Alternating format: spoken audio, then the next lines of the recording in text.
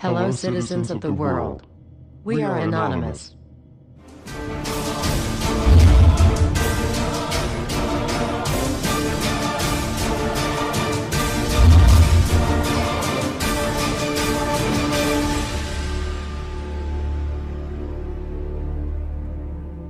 Dear brothers and sisters, now is the time to open your eyes. In a stunning move that has civil libertarians stuttering with disbelief, the U.S. Senate has just passed a bill that effectively ends the Bill of Rights in America. The National Defense Authorization Act is being called the most traitorous act ever witnessed in the Senate, and the language of the bill is cleverly designed to make you think it doesn't apply to Americans. But toward the end of the bill, it essentially says it can apply to Americans if we want it to.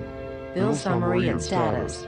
112th Congress, 2011 to 2012, S. 1867. Latest title, National Defense Authorization Act 4. This bill, passed late last night in a 93-7 vote, declares the entire USA to be a battleground upon which U.S. military forces can operate with impunity, overriding Posse Comitatus and granting the military the unchecked power to arrest, detain, interrogate and even assassinate U.S. citizens with impunity. Even Wired magazine was outraged at this bill, reporting, "Senate wants the military to lock you up without trial. The detention mandate to use indefinite military detention in terrorism cases isn't limited to foreigners." It's confusing, because two different sections of the bill seem to contradict each other.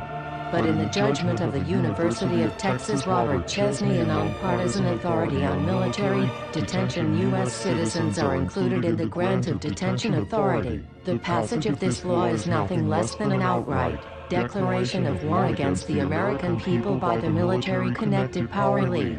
If this is signed into law, it will shred the remaining tenets of the Bill of Rights and unleash upon America a total military dictatorship, complete with secret arrests, secret prisons, unlawful interrogations, indefinite detainment without ever being charged with a crime, the torture of Americans and even the legitimate assassination of U.S. citizens right here on American soil. If you have not yet woken up to the reality of the police state we've been warning you about, I hope you realize we are fast running out of time.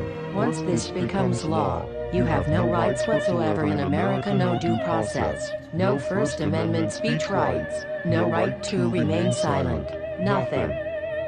The U.S. Senate does not want us to speak. I suspect even now orders are being shouted into telephones and men with guns will soon be on their way. Why? Because while the truncheon may be used in lieu of conversation, words will always retain their power. Words offer the means to meaning, and for those who will listen, the enunciation of truth.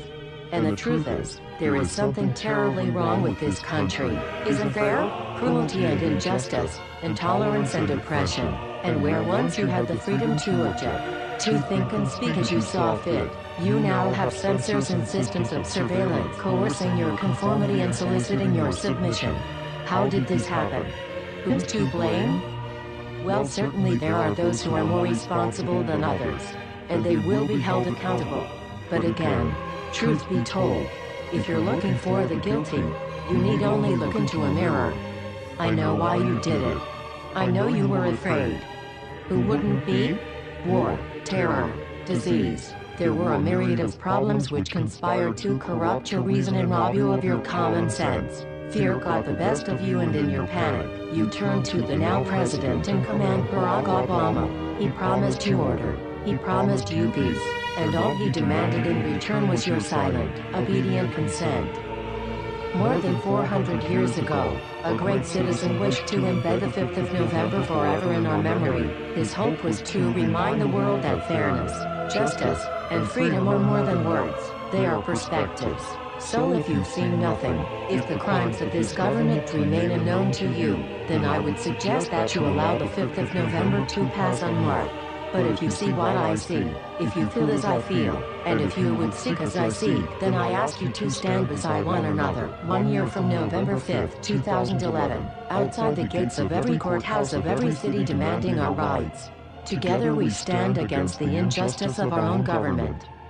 We are anonymous. We are legion. United as one. divided by 0. We do not forgive censorship. We do not forget oppression. U.S. Senate. Expect us.